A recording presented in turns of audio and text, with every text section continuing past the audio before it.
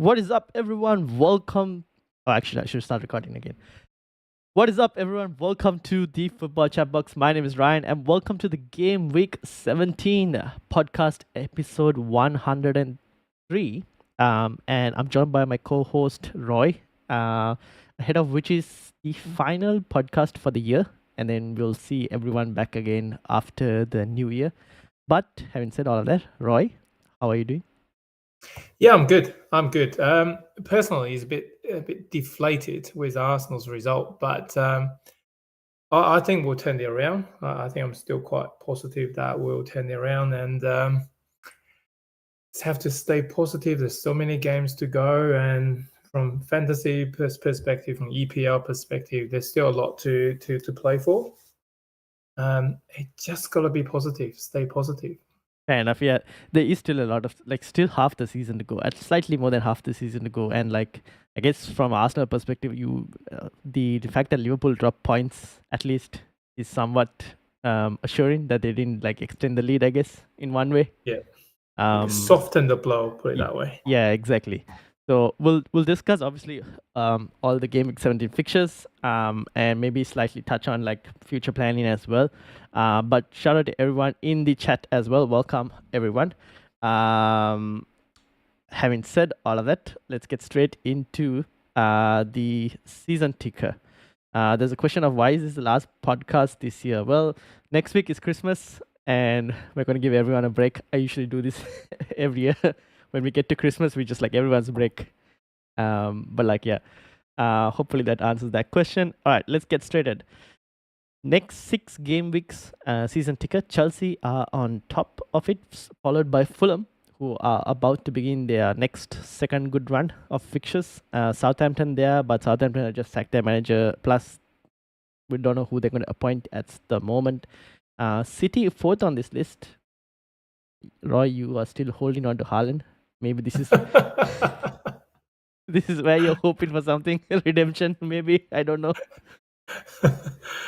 I'm quite stubborn, but I think I really don't know. I mean, people just keep saying, "Oh, they will turn the corner. They will turn the corner.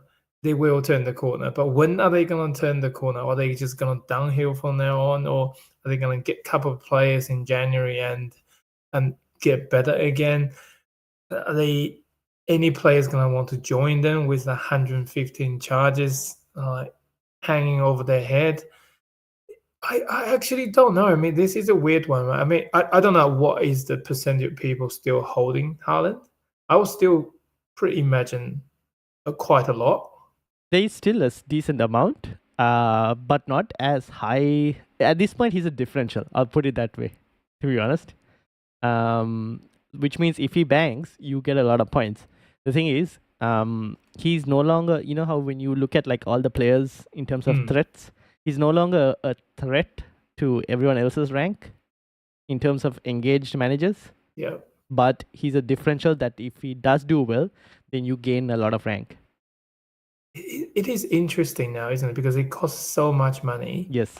And if you were to swap him with someone else, which means you could improve on your striker option, also your midfield options. I get it. I do get it. On the other side of the coin is, what if he starts scoring again? And when is he going to start scoring again?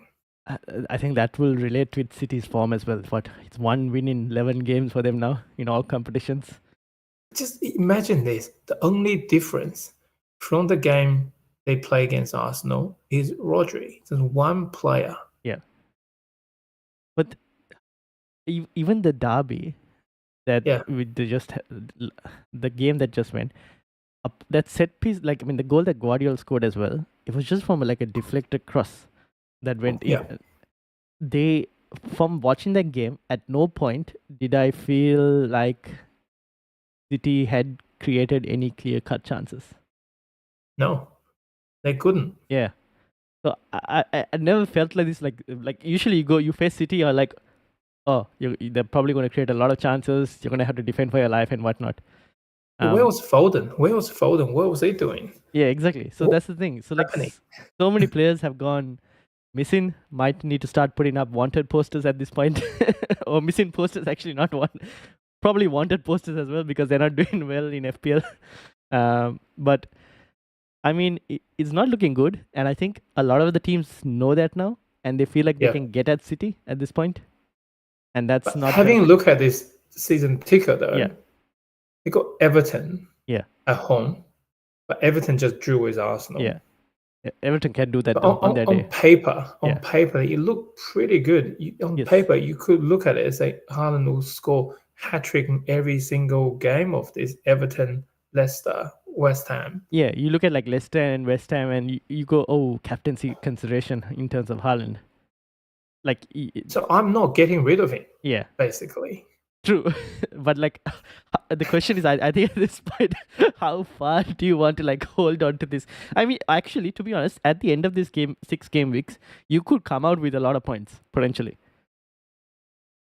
Like he could score or not. If not, then I will have to change. Yeah, by then your season is also probably so down that you're like, oh my god. What if someone asks you for advice? I would get rid of him now. Yeah. To get, say, Watkins in. Maybe not Watkins. Jackson. Like, let's say Isak or Jackson. Tell them to do it. Yeah, I would probably say.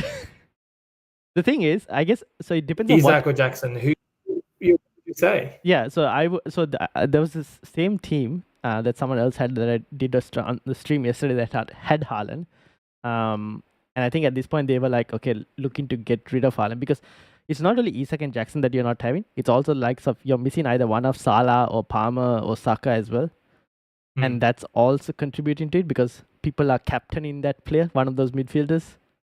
So when you miss out on, if you had. So I'm just talking with your team. If you had both Haaland and Salah and maybe Palmer, and you managed to cover all three, and then you're okay. But your team is, the problem is Haaland is so expensive that he needs to deliver a double-digit haul at least like every other game, or at least 1 in 3 games has to be like a 15-pointer or something like that. Like he'll score a 15-pointer and then maybe like a 6-pointer, 7-pointer. He's not even doing that. That's the problem.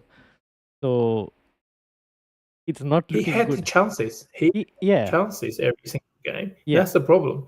It's not like he doesn't have any shot. He might have 2 or 3 shots. Those 2 or 3 shots were actually good chances. Yeah, but the problem is, I guess, in last season compared to now, he had more of those chances where if he misses one, then he goes, okay, I missed one, it's fine, another one will come. But like now, he's feeding off scraps at this point. And if he doesn't put away those scraps that he's given, then it's unlucky. You're not scoring today. Yeah, I mean, this sounds like it's going to be my venting session, right? Yeah, no, I mean, take it away. Arsenal, we played so well last year. We're playing so well the year before. And City, they were perfect. Yeah. They were literally perfect. And now they dropped off, and we drop off at the same time. And what is all this? Liverpool have just come and like, okay, we'll just take this over. No one wants a title. Okay, fine. I don't understand. It might make me feel better if Man City will still be quite good. Yeah. I was like, just us dropped off. Yeah. But they were shit too. Yep. Anyway, let's move on. So you're saying don't keep Haaland if... Well, here's the thing. At this point, it's more of like it's a risk versus reward situation. You can give it a couple more, like you can give it maybe until Leicester, right? If it doesn't score against Leicester, you probably might just have to pull the plug, to be honest, at this point. Yeah. Because I don't know when they're going to improve, and maybe there'll probably be an international break as well, slightly after. I think it's after Game Week 22 or something, or in the middle of 21, 22. Not sure. Need to check on that. But whatever you do before Game Week 24, or Game Week 24 is supposed to be the rumored double game week for Liverpool. By then, you probably have had to make a decision, because I'll tell you now, Salah will be triple captained. Will be captained by those who don't have triple captainships. People will play that new assistant manager chip as well, potentially, with the Liverpool player. So you're going to want some part of Liverpool for that double if it happens, if it gets confirmed in 24. So the only thing I'm counting on now Yeah. is Liverpool drops off. yeah, They will drop off. I've been saying that all along. At some point, they will drop off. Salah cannot play like this he's in the whole insane form. season. Yeah, If the Champions League kicks in, FA Cup kicks in, he will not be able to maintain that. that's what I was It's thinking. impossible. Yeah. It's literally impossible.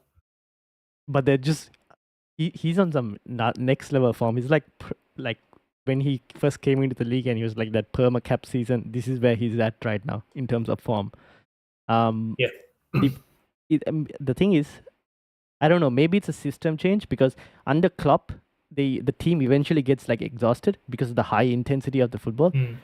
This Liverpool team isn't as high intensity football matches, so they're not being exhausted as much per se.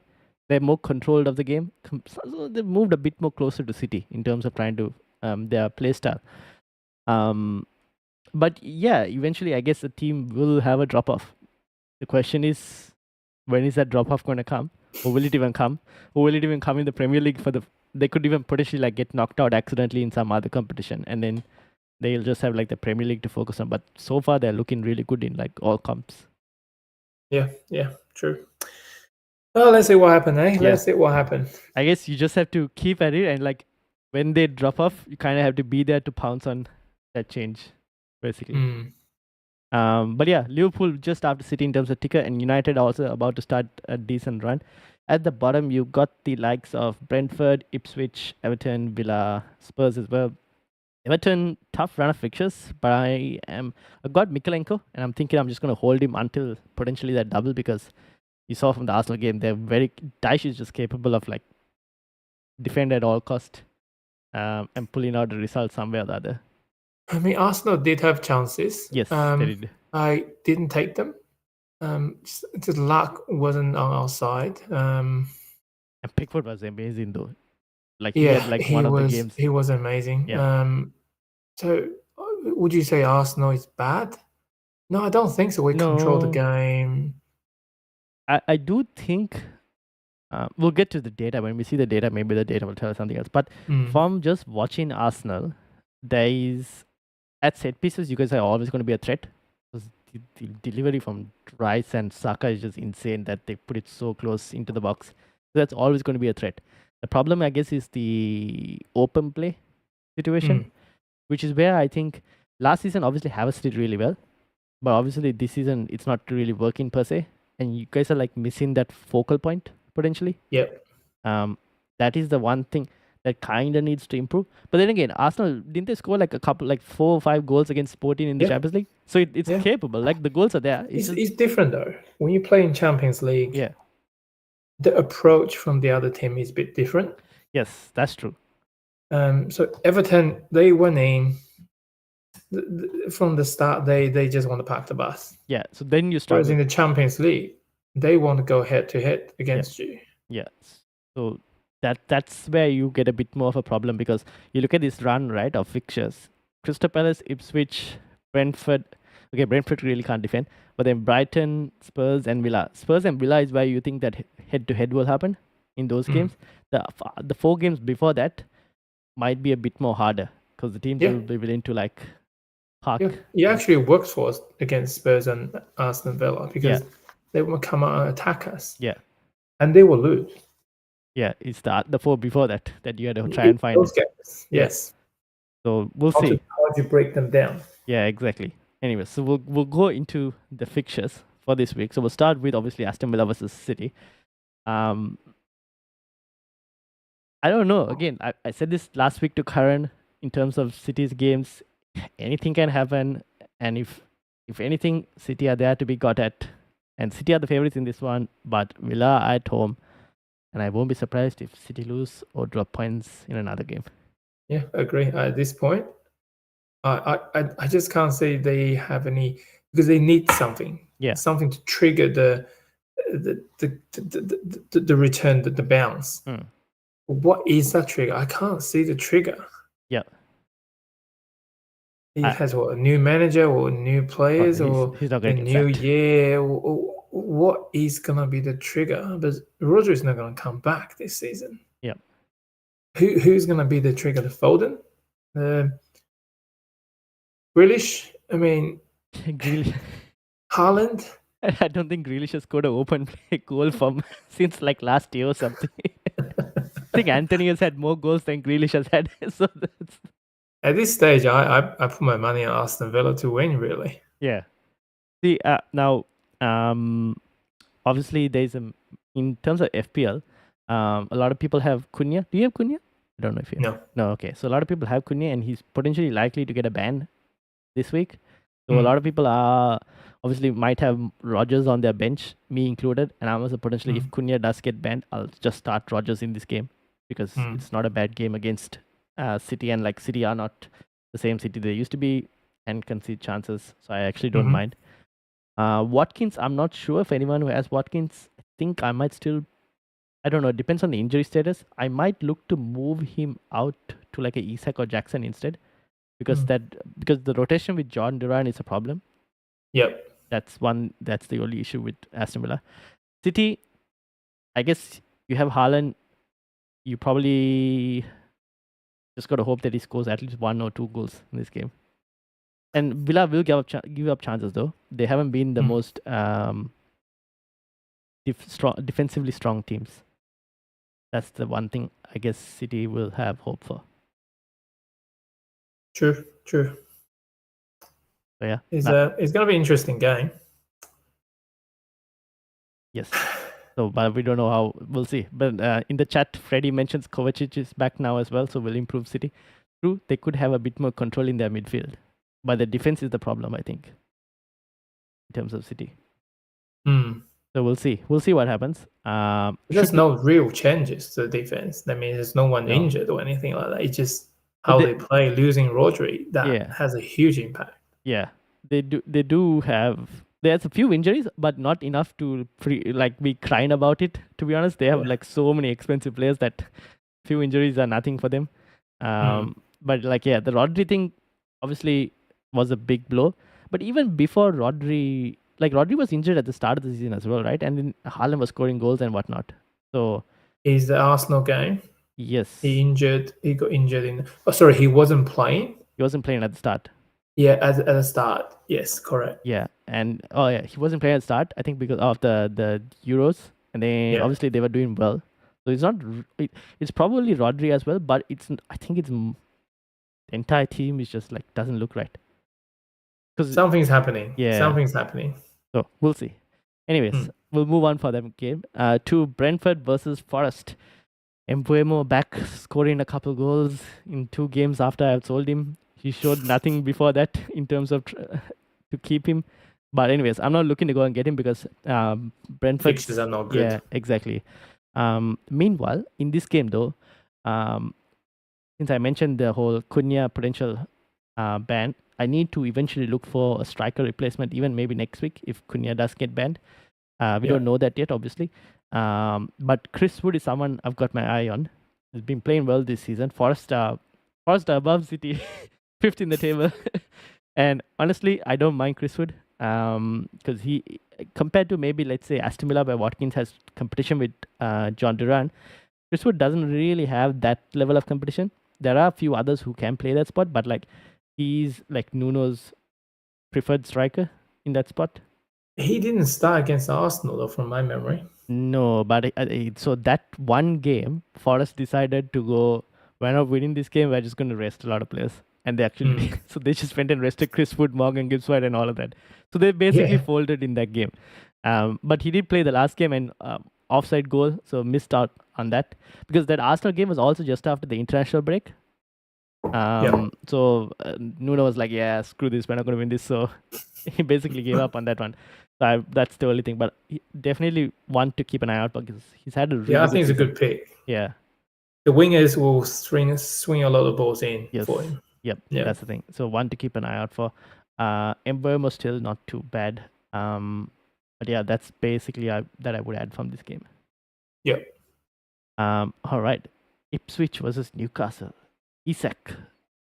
I don't know why I sold Isak to Jackson. I've been regretting that move since I've done it. But he's on form. But Newcastle, they've been quite inconsistent. Oh yeah, definitely. Like they will beat the good teams and beat Arsenal. They'll lose to West Ham. Yeah, and then drew with Liverpool 3-3. Yeah, that's just like what's going on. Yeah, I mean, I sometimes don't get it. I mean, it's football, it's the nature of football, right? It just is so unpredictable. Arsenal went up there and then get smashed. They played their best game against Arsenal. Yeah. Arsenal could actually deserve to lose that game. Mm. Then they just totally changed their performance against someone else. Yep. On paper, yeah, Isak is good. Yes. On paper, he should be a good option. And on top of that, now obviously you look at Newcastle as well, similar to Brentford, how Brentford have poor away from home. You could say Isak, not Isak, Newcastle are also somewhat similar. They're not that great away from home. Obviously, you've got Lewis Hall. I've got Lewis Hall. Came away with a 15-pointer. Brilliant. Yeah. But that was a home game, and so you're expecting them to keep a clean sheet. Away from home is where I'm slightly uncertain whether they'll keep a clean sheet or not. The good thing about this fixture, at least from a clean sheet perspective, is Ipswich are missing Liam Delap because he's suspended. So he's going to be out for this game. They're also missing, I think, George Hurst, who is their other striker option. He's also injured. And I think they might have to play like with Hutchinson or something in that striker spot. Not really sure. So they're missing a bit of attacking power, Ipswich. So I don't really mind Lewis Hall for this fixture, even though I think the chances of a clean sheet aren't as high, but it's looking good because Ipswich are missing a few key players. Yeah, I think for me, if I do get rid of Haaland, I would get Isak in. Yeah, fair enough. I think that makes the most sense, to be honest. I'm also trying to find a way that I can eventually get back to him, but no money. So at this moment, I have to like hope that he doesn't continue to destroy me. But like, yeah, that's where I'm at. Anthony Gordon, another player. Anyone who's looking for a midfielder, it's not a bad punt. But I guess the one thing to mention is Newcastle's fixtures. They've got Ipswich this week. After that, they got Aston Villa, United, and Tottenham. So 3 tougher fixtures, and then it gets a bit more easy again after that. So just need to depend. So if I was to like get Isak, I think at this point, for me to be able to move money around and all, by game week 21 is when I probably might get him in. Yeah, but remember they do play well against bigger teams. Yes, that's also true. Yeah, true. And they will turn it on against those teams. Yeah, true. That's a bit of an issue. So I just gotta hope and pray that he doesn't destroy. But yeah, that's basically from Newcastle. Ipswich, nothing really to add. Probably would sell any player you have from Ipswich. Wes, anything to add on that one? No. I think Newcastle is a good bet for that game for sure. West Ham versus Brighton. Both teams a bit of a, I don't know, hard to say what exactly. Like they haven't been performing that great as well. Both teams. Even Brighton is like a yo-yo team, right? Yeah. They play well one game, then the other game not. Yep. Same with West Ham. Same as West Ham, yeah. Because I got like Bowen the week before. He got like double-digit haul. Then 1-0 against Bournemouth the last week. This one, I honestly don't know. It could be like a different story. You just don't know what team is going to turn up because the consistency is not there. The start of the season, people think, oh, West Ham is going to be great with the new manager. But he hasn't really kept the form from last season. But Brighton, I think Brighton looks good against West Ham. Yeah, I'm hoping so. I have Joe Pedro, hoping for some points. He hasn't really done much since I bought him in. So again, but then that's also due to like Brighton's inconsistency in the last couple of games as well.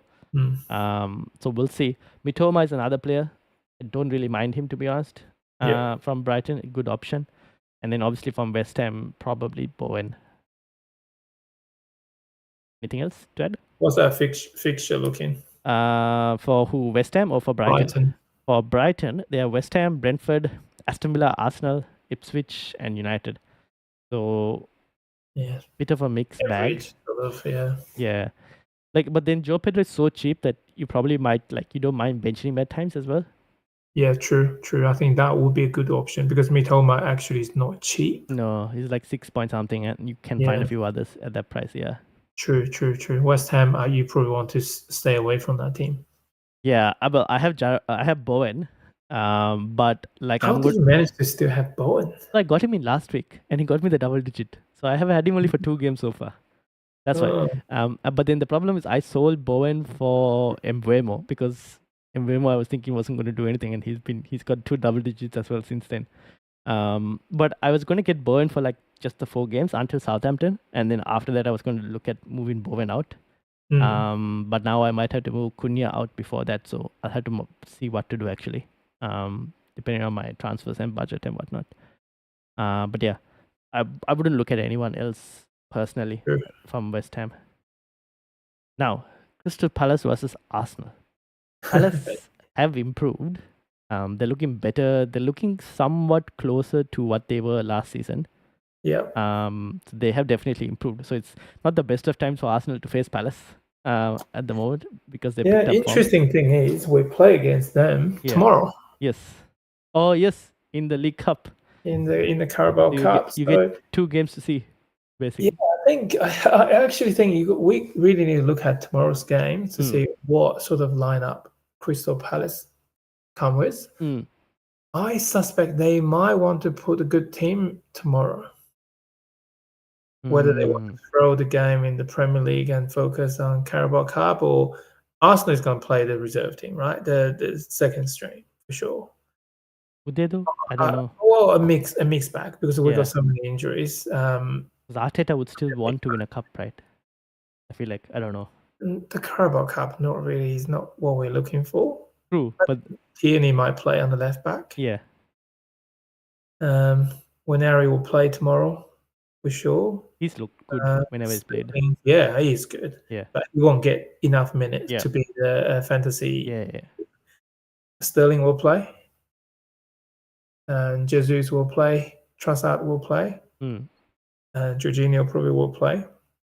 That's still a pretty decent team against Palace. The likes of Partey and they'll be rested. Yeah. Gabriel, I think will get rested. He just came back, and Saliba might play. Timber, I'm not sure Timber will play. I would rest him personally. So it will be a weakened Arsenal team tomorrow. But if Crystal Palace play their full strength team, then I think the weekend game will be more towards Arsenal. Yes, because they'll be tired a bit more as well. Yeah. But that will be my take. We should win the game. Yeah. So we'll have to monitor and see what the lineups are like tomorrow and see. Because even if it goes to, I don't know, will it go to extra time and whatnot? So that is kind of has to be seen in terms of minutes in the legs. The other thing to add. A home game tomorrow. Yeah. The other thing to add is that Crystal Palace, one of their better players, Munoz, has been scoring a couple of goals now. He'll be missing for both games. He's suspended for both games. So that is definitely a blow for Palace in terms of attacking threat as well, because he's so far advanced for a defender.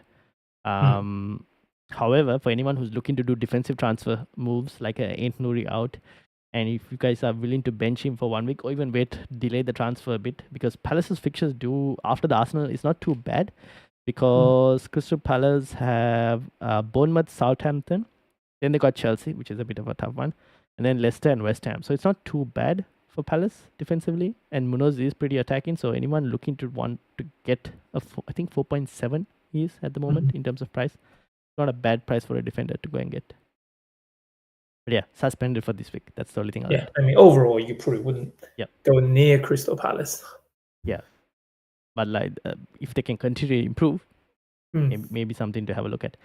Arsenal, on the other hand, I've got double Arsenal defense.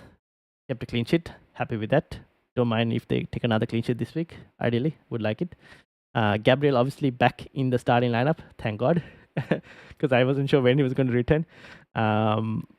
So the defense is fine. The defensive numbers have also improved.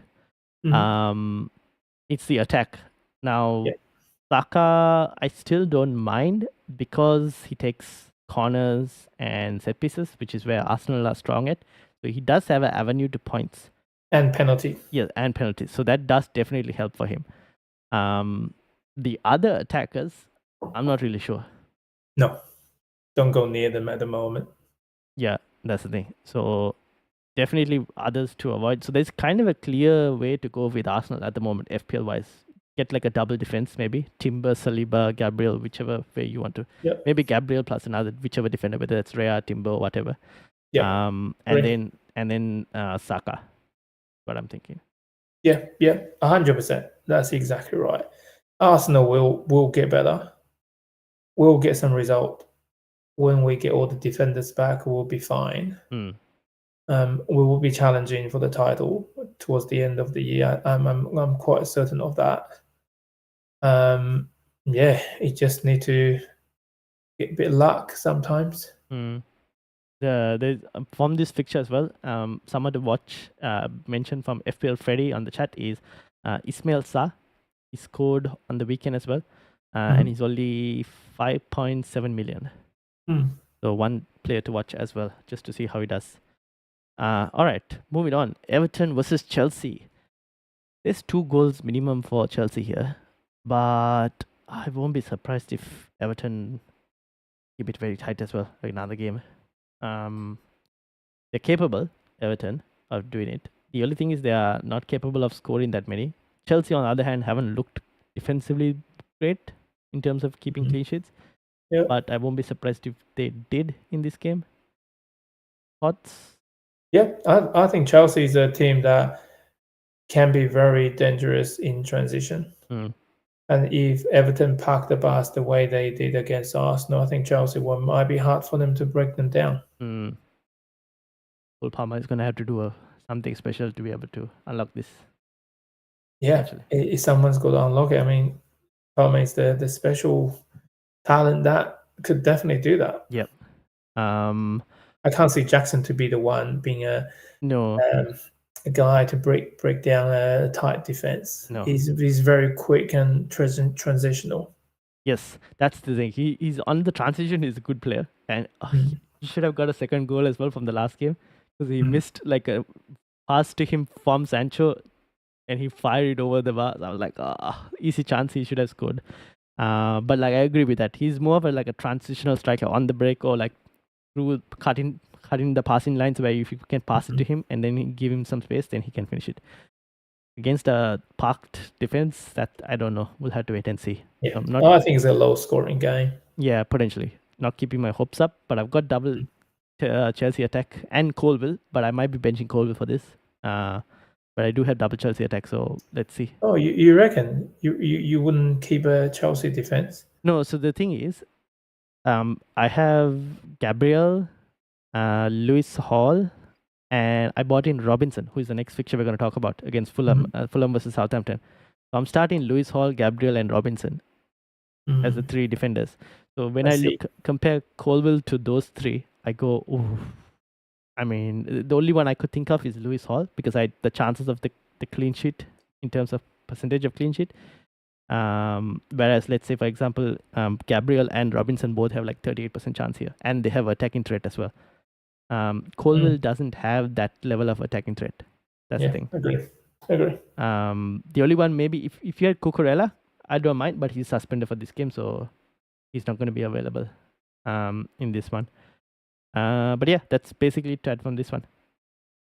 Enzo still not a bad option for anyone looking at like a midfield 5.1, 5.2 million option. He doesn't really score much, does he? No, but he's been tricking on points recently because he's been finding himself in like pockets of space, a bit more advanced recently. Yeah. I can't tell you how long that will continue though. It does. Yeah, he's more assist to assist sort of person. Yeah, that is most likely what you probably describe him as. But yeah, he's been finding points recently, but I don't know how long that will continue for. But yeah. Okay, the man on the picture, Raul Jimenez. Fulham plays Southampton. Good game for Fulham. Southampton have just fired their manager. I'm not really sure if they'll have one before this game. Freddie could probably let me know. But not looking good for them. Fulham, on the other hand, good performance against Liverpool, even though they probably feel a bit hard done by because they were up by one extra player as well, and then they drew the game. Robinson looked really attacking as well from the left back spot. Anderson should be back for 4.3 million in this game potentially. He was injured in the last game, because of that he didn't make it. Jimenez at the striker spot. He's at the moment, I think he's going to be their starting striker, but there's always Muniz in the background who could potentially play some minutes, and that kind of puts me off Jimenez and Muniz both at the same time. True. How good was his strike against Arsenal? Who? Jimenez? Yeah. Yeah. And one chance and took it, and it was perfect. Perfect shot. He's a good player.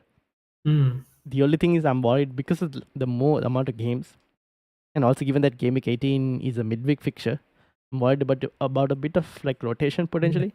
That's true.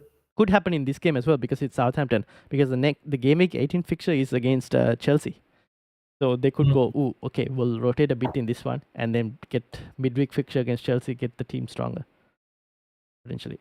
So yeah, that's an interesting point. Is you're going to play the next 3 games in what 7 days, 8 days? Yeah. Yeah, that's going to impact the performance a bit. Yeah. That many games. Yeah, that's the thing. So definitely one to keep an eye out for. But I've got Robinson because hoping for a clean sheet in this game, so we'll see. Yeah, that's a really good choice. Yes, and some attacking points would be nice. But like we'll see. How about Iwobi? Yes, I was going to ask you because to be honest, he's been doing really well for Fulham. As an attacking midfielder, he's not a bad option as well. Smith Rowe has cooled down a bit in terms of like, and he doesn't really start every game as well now. So I still don't mind Iwobi as like a differential pick. But that would have to be like your 5th choice midfielder, or even 4th potentially. Like people who are looking for like Semenyo replacements and want a different punt. I don't mind Iwobi. Because Fulham are 2nd, right, on the sticker. They got Southampton, Bournemouth, Ipswich, West Ham, and Leicester in the next 6. Yeah, but he doesn't really get himself in the danger areas in the box. He's the same as Enzo. Is more like assist to assist sort of person. Yeah, that's the thing. So your points potential might not be as high with him, but he's not a bad punt. I think Robinson is probably the best Fulham player. Yeah. Yeah, that's it from Fulham, Southampton at the moment. Leicester versus Wolves. Wolves, obviously, again, another manager sacked. Gary O'Neill is gone. Ent Nouri is suspended for this game because of the red card. Cunha has until tomorrow to respond to his the allegations from the FA. The thought is that he might appeal it, try and get enough time so that he'll be able to play this game against Leicester, because in the last couple, like I guess players who've got suspensions, the verdict hasn't come back immediately after like a player's appealed or whatever. So there's maybe some, I don't know, we'll have to wait and see. Some are thinking that he could potentially like be available for this, but then after that he might get suspended, because if you appeal and you lose the appeal, then you get a bigger sentence compared to and not appealing at all. So I don't know how they're going to do it, but Wolves are looking to sign a new. I think they've announced their new manager as well. I'm not sure how good he's going to be, so that's definitely one to watch. But I think at this point, time to remove Wolves as well, because their fixtures are about to turn. United, Spurs, Forest, Newcastle, Chelsea. Not looking good for them, no. So I probably might start selling Wolves assets. Yep. Good advice. Leicester, Vardy will take over. I expect them to win this game under Van Nistelrooy. I think so. But I probably wouldn't really look at getting any Leicester players. Nope. Yeah. All right. United versus... Too many other options, right? Yeah, that's the thing. There are other options. That's the only thing. United versus Bournemouth. Okay, so we'll have to see how the Spurs game goes. Obviously, League Cup in terms of what team is fielded. the only United player I think who is a good option to go and get for your FPL teams I would say is Ahmad at the moment. Yeah. He's playing really well. Obviously he starts as wing back, but the game against City, what happened was Anthony came on and Anthony took that wing back spot, which meant that Ahmad then got pushed to like one of the number 10s. And that obviously that's where the second goal came when you saw like the ball from Martinez. So run behind the defender. Yeah, exactly. So if he plays in that spot, like during the game, if the form like he switches to that spot, then he's even more great as an option, like 5.2. He's competing against Garnacho really in that spot. No, Garnacho will be on the left, so he doesn't really compete with anyone apart from just getting rested or rotated for rest. Because I think he has kind of nailed down that right wing back spot, which is where he's playing. And then if depending on like who plays in that number 10, because Mount started that number 10, got injured, and then had to come off. And because of that, Kobe Mainu came into midfield. So Ahmad had that opportunity to go into that number 10 spot. But his form has been great in the last couple of games when he's played.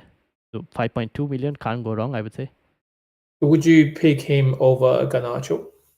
Oh yeah, definitely. I don't think Garnacho's minutes are certain, as you saw, got dropped for the derby. So definitely. Or Rashford. I mean, the fact that he's saying he wants to move on. Yeah. What's your take on that? I think a bit disappointed because that like you don't maybe like when he first broke through, not what people would have thought. They would have thought he would have like ended his career at United as well. I think it's gone a bit downhill in the last couple seasons. Both sides, I guess, the club and him are both somewhat to blame in terms of that. And I think he could do with like a fresh start. You guys need a left winger, Roy, for Arsenal. We do. Yeah. I mean, good for Arsenal. Yeah. So I think he might actually he might go and do well for some other team, but I think he kind of needs a fresh start as well, like a different challenge, to be honest. I thought it was a new manager. It is a fresh start. It's a really strange time to come out and say it. Yeah, I think that's what I was a bit I was a bit surprised that because he did decently under the new manager, but then to come out and say, oh, you're ready for the fresh start and all of that, then it's like, yeah, things aren't going too well, I guess. Very strange. Yeah. So something must have happened. Yeah. I think he might got told that start looking for jobs. Probably. Because you won't be my future plans. Yeah, probably. Or like even the club, because like he's still an academy player, right? So when they sell, it's for profit, right? The full thing. Club is looking for money. He's a easy way to like put profit on the books. Yeah, PSR. So I don't know. That could also contribute to it. So yeah, he's gone. How much would you think he will be sold for? That's the problem. I don't think you'll get much at this point. I think 40 million maybe. I don't know. Oh, that's still a lot. That's still a lot, but because he's the English tax and whatnot, you'll get that money, is what I'm thinking. 3 years ago, he would be 100 million. Oh, yeah, definitely. Yeah, but now you won't get 100 million. That's the problem. He's still in his prime, though, like 27, 28, I think he is at the moment. I'm not sure. But, like, yeah, the only thing is, like, yeah, he's run his course at United. You think he would fit Arsenal's structure pretty well? On your left? Yeah, definitely. On the left? Yeah. Yes. Yeah. I think he'll be an upgrade over Martinelli.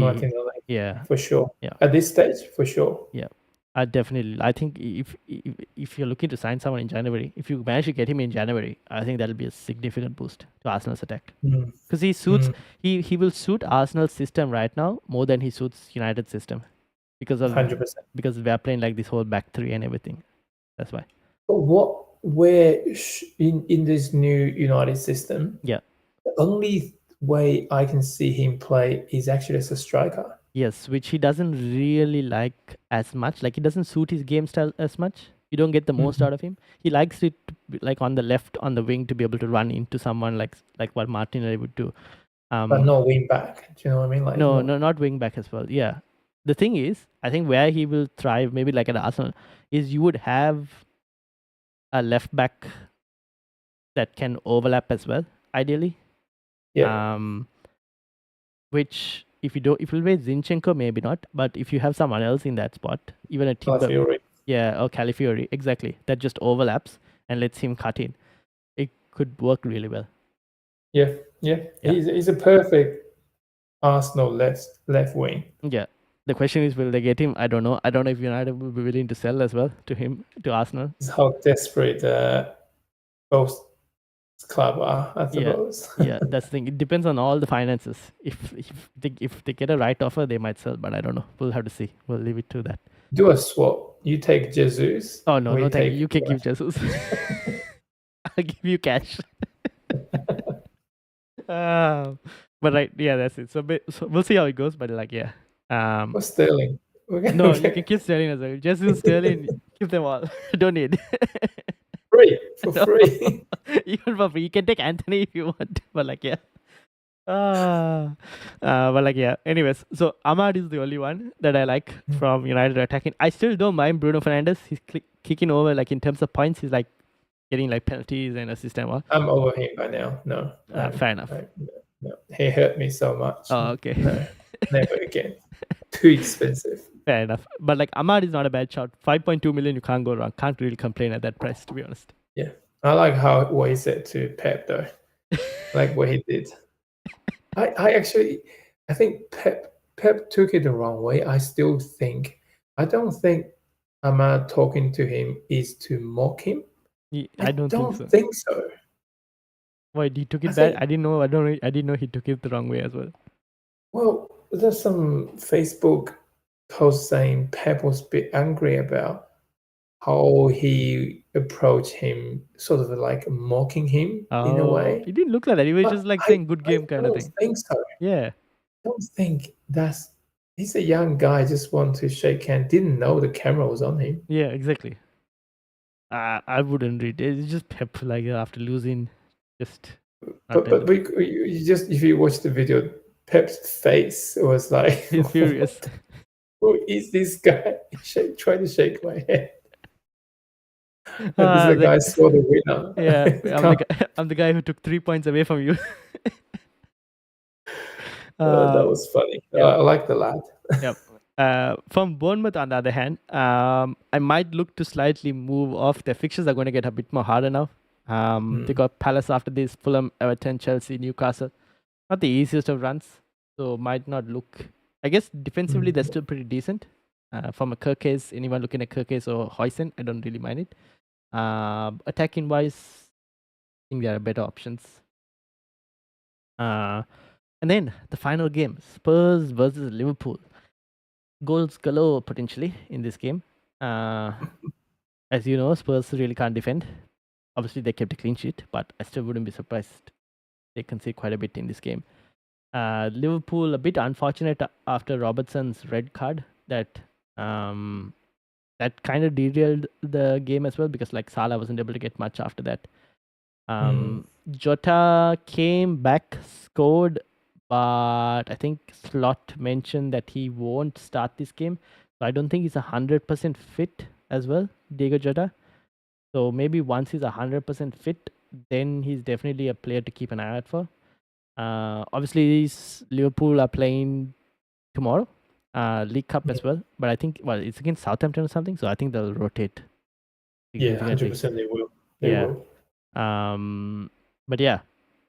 So Spurs got a game against United, yeah? Yes. So Spurs. Whose home game is this? I think that's Spurs at home.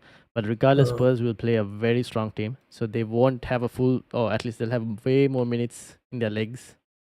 Yeah, and promised us trophy, didn't he? Yeah, so he will play a strong team. He can't rotate really after promising like I win in my second season. So yeah. I think United will play a strong team too. Yes, I think both teams will play. The only thing is that Spurs have a harder fixture than United do at this moment. So yeah, we'll see. But Which is a worry for me, because if they put the full team in the League Cup, and then they will have Liverpool. A weakened team against Liverpool. Yeah, Liverpool just been lucky. When they're supposed to play Everton, that game gets suspended. So the Everton had the whole week rest, play against Arsenal, and kept a clean sheet. The whole thing is fucked. That's the whole thing is just not. It's not right. It's just not right. We just really have to sending off. Oh God, this year. Just gonna hope for a better 2025. Let's just start a new season, shall we? That's what we should be doing. So yeah, Get Spurs. another COVID. Just get another COVID. Just cancel the whole thing and start again. So yeah, Spurs. Honestly, I don't know what to expect. I would probably look to sell like Porro or anyone if you have. I'm a bit cautious that obviously you could say he got either rotated, a bit rested or benched. I'm not really sure which way to take it. I probably would be careful about. Madison is doing well actually. I think Madison is like the fifth highest scorer in midfield or something. The only problem is he doesn't even start all the games, so it's very hard to like really go and pick him. So Spurs are one of the most attacking teams in the league, but like I can't really tell you in a single Spurs player to go and get. That's the No, problem. I can tell you they're gonna lose to Liverpool. I know they Oh will. yeah, they don't lose. Then here you were saying about Liverpool having to drop off. The drop off has started, but like Liverpool will win this game. You see, Liverpool plays Spurs at the perfect time. Yeah. The whole So scheduling of the Premier League need to change. That whole thing needs to change. so captaincy. I'll tell you now. Salah obviously favorite. For this week.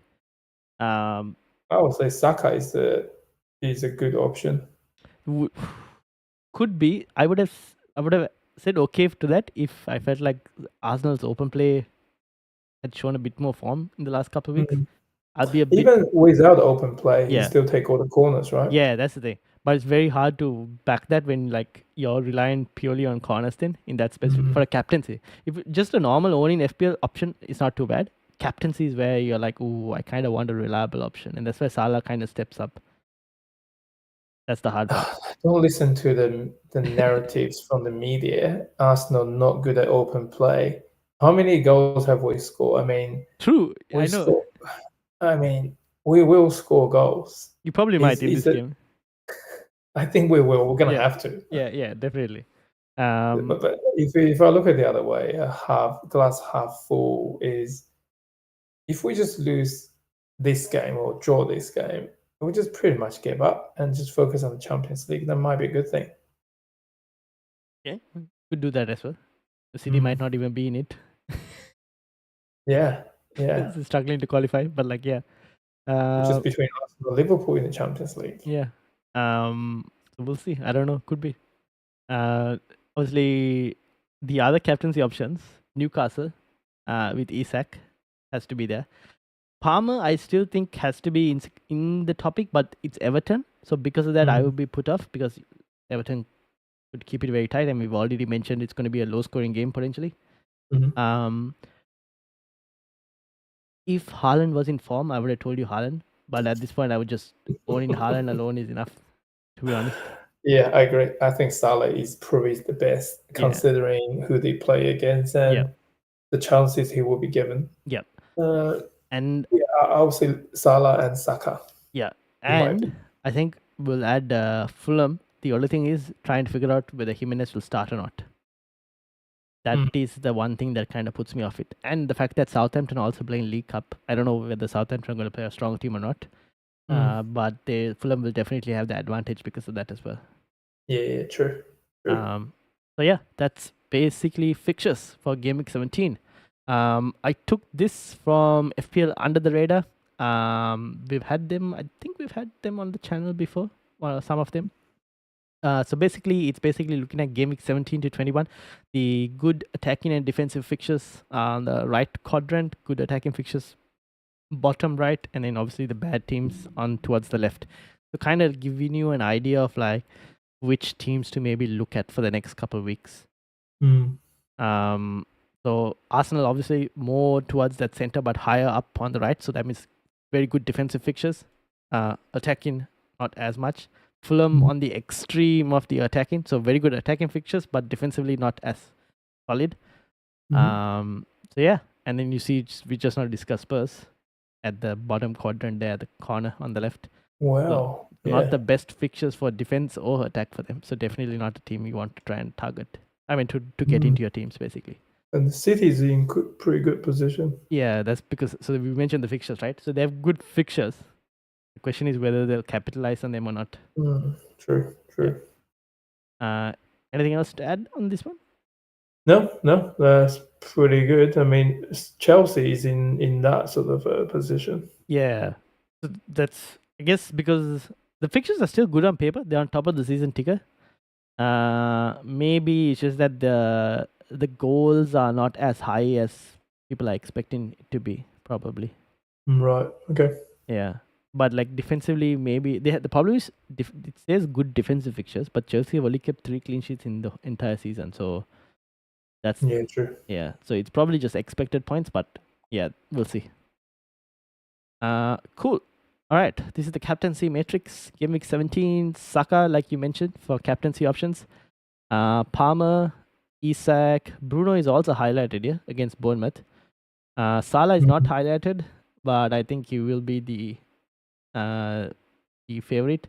This was made, I think, like game week before game week 11. This was made, so based on all of the recent information, you probably just put it on Salah or one of the highlighted players here. Fernandes, no. I think this is only taking into account premium players, like expensive players. Yeah. But you see 18, 19, 20 where Haaland is highlighted. Yeah. Maybe that's something you hope, at least even if you don't put the armband on him, you hope that the points will come potentially. So we'll see. Yeah, City must be super regretting letting Cole Palmer go, right? Oh yeah, definitely. I think for those who are holding Haaland, the 1 week where your advantage is in game week 20 when Haaland plays West Ham at home. Salah has United at home, although you could say that's a good fixture for Salah, but you never know. And Palmer has Palace away, so that is one, and Saka has Brighton away. So Haaland might be the favorite for that specific week, potentially. Yeah, Haaland should be a favorite for every single week. Yeah, it's just the form. He's not. Yep. So we'll see how it goes. All right. Yep. Last 6 game weeks attack. Chelsea on top as one of the most attacking teams. Bournemouth second, Liverpool third, Arsenal fourth. So attacking numbers are still pretty good. Spurs there as well. At the bottom, you've got Everton, Southampton, Leicester, Forest, and Fulham. Fulham obviously had a slightly harder run of fixtures, so we're hoping that will improve with the easier run now about to go on. So we'll see how that goes. I'm surprised Bournemouth is second. Yeah, they've been creating a lot, but you see the XG delta minus 5.52. Wow. Not converting what they're supposed to be creating. So that's a significant underperformance. That's really interesting. Yeah. So they've got 11 goals from what, 16 XG, 17, almost 17, 16.5 XG. So yeah, significant underperformance there. City's -3 as well. That explains what happened to their result. Yep. In terms of overperformance, Brentford +4 in terms of goals, and United +5. So we're probably overscoring more than what we should be. But like, yeah. So that's what we call the new manager bounce. Exactly. You bring certain lucks. Yeah, indeed. So that's last 6 game weeks. Let's move into defense. Arsenal's defense. Getting into the numbers we expect them to get, like last season, right on top there, 148 minutes per XG conceded. Everton second, which kind of explains first and second last week played each other in a stalemate effectively for defenses. Newcastle there third, United fourth, Bournemouth fifth. At the bottom, Spurs, City at the bottom, bottom 4, Leicester and Southampton alongside West Ham. Amazing. So Liverpool is in the middle. Yeah, Liverpool are slightly middle. Their numbers have dropped. So that's why I'm not too, like, a lot of people mention like going and getting Trent and whatnot. I am not too fussed about it, because like too expensive, and I kind of want definite clean sheets because of that. So yeah, that's the defensive data. Yeah, so I've been watching Arsenal this year. We haven't really changed much from last year. From the performance-wise, how we play and the intensity we have. I think missing Ødegaard for that many games really had a big impact to our result. That's why I'm quite confident and positive that at some point Arsenal will have a good run. Yep. But if you do have Arsenal I think at this point it's still good to keep 2 or 3 Arsenal players in your team. Yeah, the run is not too bad actually, and like we mentioned, double defense as well, top of the defensive data as well, so good options. All right, forwards. Watkins on top, although I still wouldn't go there, to be honest. Haaland there as well, so I mean the chances are there, Yeah. but it's just not like nothing's really Not being converted. converting. Yeah, exactly. So he's got 7 big chances, only 2 of them that have been scored. Isak, look at Isak, 15 chances created, 6 big chances as well, and he scored 3 of them as well. The Isak is up there, followed by Evan Nilsson from Bournemouth, but obviously Evan Nilsson is not converting that, which shows on the when we saw Bournemouth's minus 5 point something, whatever, underperformance. Liam Delap, Wissa, and Jackson. And then at the bottom, you got Vardy, Havertz, Duran, Cunha, Jimenez. If you're looking for strikers, probably look at the top. Although the top 2 are a bit culprit at the moment. Yeah, the shot in the box, inside the box, that is a good thing too. Yes. I mean, he's getting chances, not Yeah. finishing it off. That's the other thing. Jackson got 17. Yes. Chelsea create a lot. Chelsea are very attacking as well as a team. So yeah, definitely want to keep an eye out for. This is why I'm like, Chris Wood is here, but they've had tougher run of fixtures. So now with this improving, maybe I'm hoping that it'll go back up again. So we'll see. Mateta is another player to kind of keep an eye out for. Like we mentioned, Crystal Palace getting better. Maybe he might be an option instead of Chris Wood as well, potentially. I don't know. Could be. We'll see. Yeah. Cool. That's forwards. Midfielders. Palmer right on top, followed by Salah, Saka, Kluivert, and Heung-min Son. Ismail Sarr, which Freddie mentioned earlier, 5.7 million. He's entered the conversation as well. Bowen just below that. And then obviously at the bottom you got Iwobi. You mentioned Iwobi as well. Trossard, John McGinn, and Mitoma, and Tavernier, who is injured and out. The midfielders for the last 6 game weeks. Yeah. Kluivert is up there, I think, purely mainly due to the penalties. Because if you look at his XG non-pen, it's 0.98. Same thing with Saka as well. XG non-pen is not looking great, 0.95. So a lot of his stuff is XA for the XG. Yeah, and as mids, anything to add? I'm just interesting. Odegaard is there, and he had some chances against Everton and didn't really take those chances really well. But he did have some chances. Yeah, true. I'll see him getting better and better. Should be, right? Hopefully, because coming after injury and whatnot, so hopefully we'll get a bit more better. Yeah.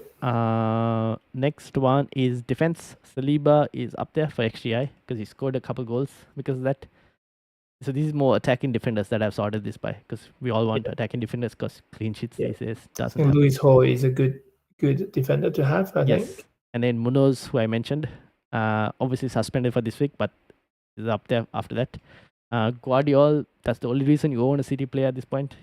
Gets some goals, but not clean sheets. Estupinian and Leif Davis are there, but their fixtures are about turn. And then obviously Gusto, Hoyson, Robinson, who is on that list as well. Yeah. So yeah, that's that. And then Roy, team.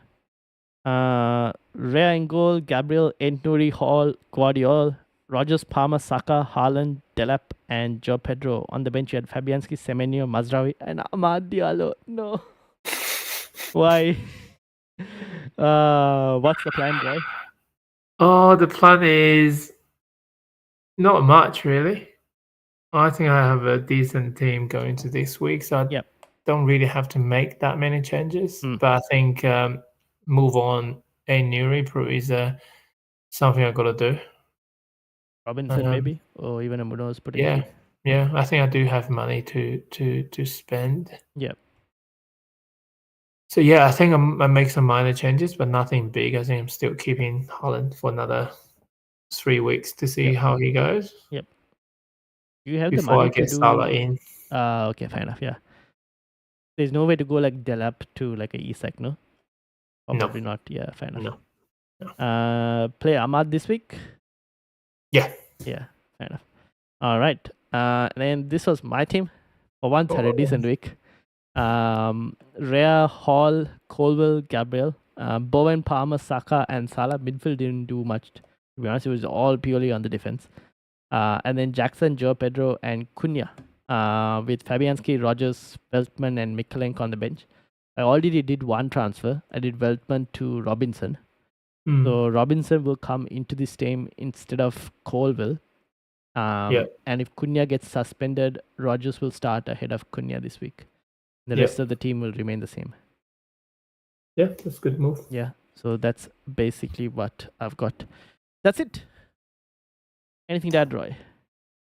Awesome. So it is the last one, even though there's a few more game week before. Yes, Christmas. but there will be streams. So I'll do like deadline streams and like team selection streams for the last podcast. Cool. Because the next one is what? I think there's a midweek fixture on like Tuesday. Game week 18 is Tuesday. Yeah. Oh no, game week 18 is Boxing Day.